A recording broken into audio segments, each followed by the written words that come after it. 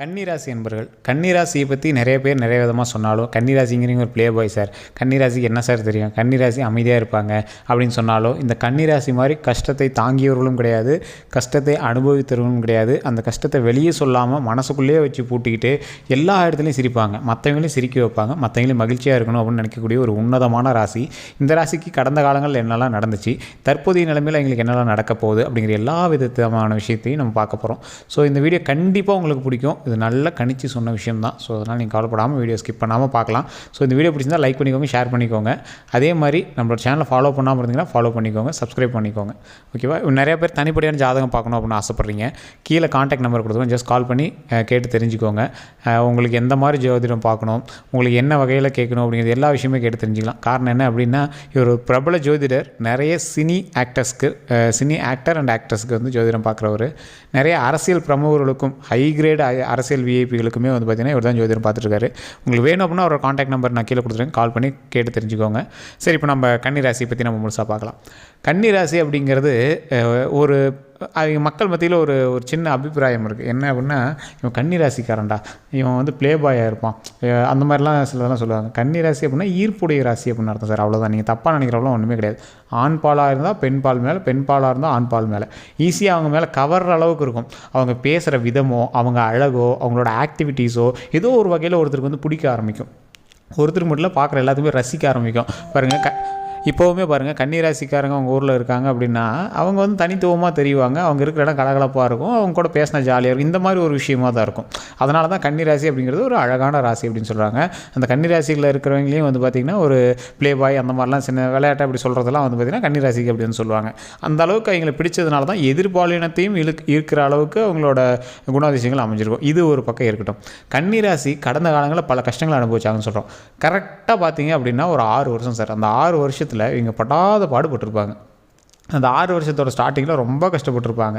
ஒரு 2022லாம் வச்சு செஞ்சுருப்பாங்க, நொக்கிருப்பாங்க.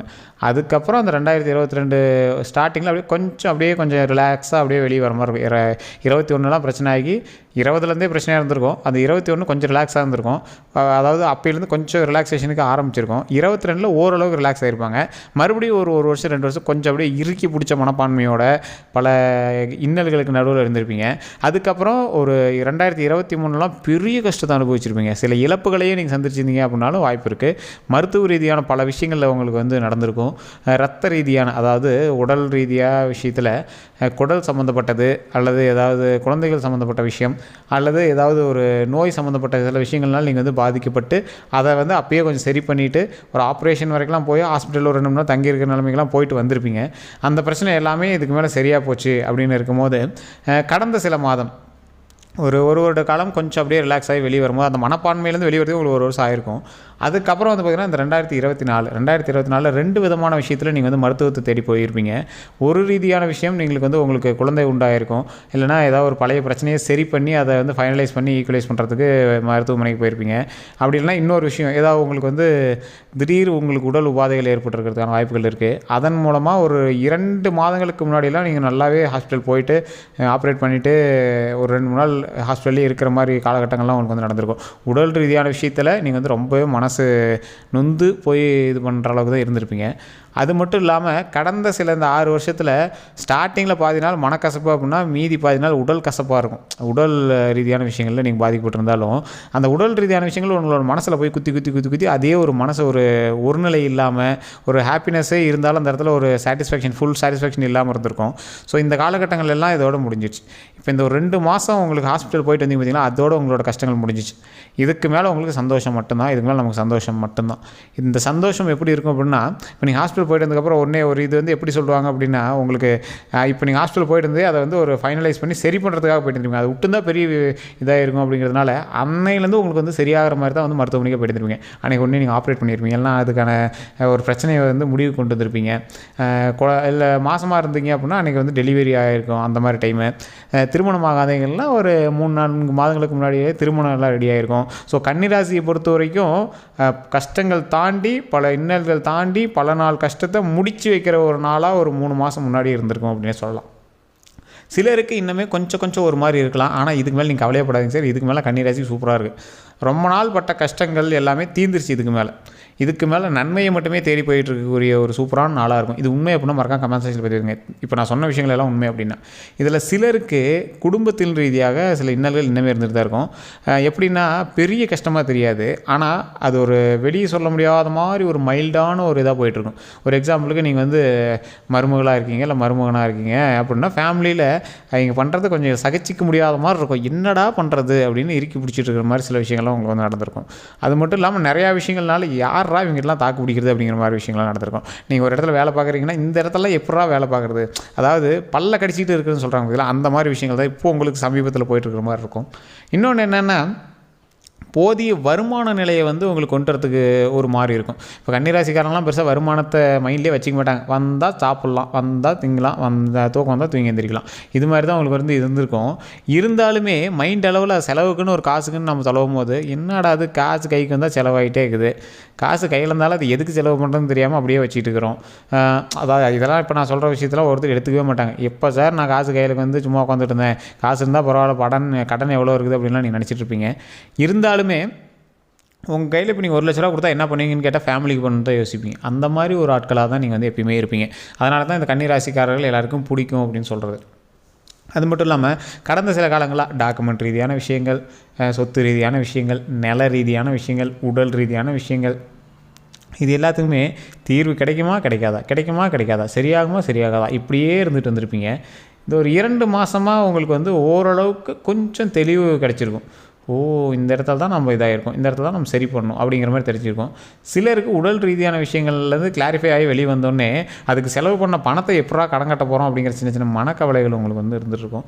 அதே மாதிரி சில இழப்புகள்லாம் நீங்கள் வந்து சந்திச்சிருப்பீங்க. சமீபத்திலேயோ இல்லை ஒரு வருடங்களுக்கு முன்னாடியே சில இழப்புகள்லாம் சந்திச்சிருப்பீங்க. அந்த இழப்புகள்லேருந்து இப்போ தான் கொஞ்சம் ரிலாக்ஸ் ஆகி வெளியே வந்துட்டுருப்பீங்க. இருந்தாலுமே ஊர் மக்கள் மத்தியில் உங்களோட பேச்சுவார்த்தை வந்து இன்னும் கொஞ்சம் இணைஞ்சி வந்திருக்காது. இப்போ ஒரு 1 மாதம் 2 மாதமாக தான் நீங்கள் வந்து மக்களோடு இணையறதுக்கான வாய்ப்புகளே உங்களுக்கு வந்து கிடச்சிருக்கும். அதுக்கு முன்னாடி வரைக்கும் நீங்கள் வந்து அவங்க கண்ணில் படாமல் இருக்கலாம்டாப்பா, இவனுக்கு காதில் விழுவாமல் இருக்கலாம்ப்பா, அவனுக்கு காதுக்கு நம்ம நியூஸே போகக்கூடாதுடாப்பா அப்படிங்கிற மாதிரி தான் நீங்கள் இருந்திருப்பீங்க. இதுக்கு மேலே வந்து உங்களை வந்து அவன் பேசுகிறதுக்கு வாய்ப்பே இல்லை. உங்களை வந்து பெருமையாக பேசுகிறது தான். இப்போ நம்மளை வந்து பார்த்து நம்ம பெருமையாக தான் இனிமேல் பேசுவாங்க, எந்த பிரச்சனையும் கிடையாது, சூப்பராக நாளுங்கப்பா அப்படின்னு பேசுகிற அளவுக்கு தான் வாய்ப்புகள் இருக்கே தவிர இதுக்கு மேலே உங்களுக்கு வந்து எந்த ஒரு கஷ்டமும் கிடையாது. இதுக்கு மேலே நம்ம கஷ்டமே கிடையாது. இன்னொன்று என்ன அப்படின்னு பார்த்தீங்கன்னா, பண ரீதியான விஷயங்கள் இனி நீங்கள் செய்வதற்கு நான் சொல்கிறேன். பண ரீதியான விஷயங்களில் இப்போ நீங்கள் கடன் வாங்கியிருப்பீங்க, கடன் கட்டிட்டீங்க, எல்லாம் ஓகே தான். ஒரு சிலருக்கு வந்து பார்த்திங்கன்னா வருமானம் வரக்கூடிய டைமாகவும் இருக்குது. அதை எடுத்து யாராவது சொல்கிறாங்க இதில் இன்வெஸ்ட் பண்ணி பெரிய லாபம் எடுக்கலாம் அப்படின்னு சொல்கிறாங்கன்னா கொஞ்சம் பார்த்து பண்ணுறது ரொம்ப நல்லது. இதில் பணம் போட்டு நிறையா எடுக்கலாம், நீங்கள் லேண்டு வாங்கி போடுங்க, 2 பேர் சேர்ந்து பண்ணலாம், பார்ட்னர்ஷிப்பில் பண்ணலாம் அப்படிங்கிறதெல்லாம் கொஞ்சம் ரொம்ப யோசித்து பண்ண வேண்டிய விஷயம்.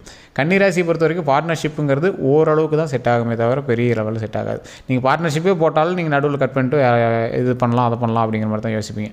ஸோ அதே மாதிரி கட் ஆகாது, பெரிய பிரச்சனைலாம் வந்து கட் ஆகாது. இருந்தாலும் 2 பேர் சேர்ந்து பணம் போட்டு தொழில் பண்ணுறது கொஞ்சம் பார்த்து பண்ண வேண்டியதாக இருக்கும். இல்லை நீங்கள் தனிப்படியாக பண்ணலாம் அப்படின்னு இருப்பீங்க. ஆனால் அந்த ஃப்ரெண்ட்ஷிப்லாம் அப்படியே தான் இருக்கும். 2 பார்ட்னர் சேர்ந்து பண்ணிங்கன்னா அந்த ஃப்ரெண்ட்ஷிப்பு அந்த ரிலேஷன்லாம் அப்படியே தான் இருக்கும். ஆனால் பணம் போட்டு பண்ணக்கூடிய ஒரு விஷயத்தை வந்து அந்த இடத்துல வந்து உங்களுக்கு மன ரீதியாக வந்து உங்களுக்கு செட் ஆகுமா அப்படின்னு யோசிச்சுப்பீங்க. ஆனால் உங்களோட பண்ணுறதுல வந்து எந்த ஒரு பெரிய பிரச்சனையும் வந்திருக்காது. பட் இனி வரக்கூடிய காலங்களில் நான் சொல்கிறேன். அதே மாதிரி குழந்தைகளோட கல்விக்கோ இல்லை உடல் ரீதியான விஷயங்களுக்கோ ஜோதிடத்தை நம்பாதீங்க.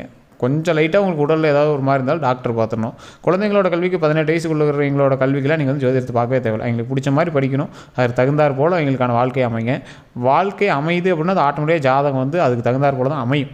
ஸோ இப்போ சொல்லக்கூடிய ஒரு விஷயத்தை வந்து நல்லா நோட் பண்ணிக்கோங்க. அம்மன் தெய்வத்தை நீங்கள் வணங்குனீங்க அப்படின்னா உங்களுக்கு ரொம்ப நல்லது.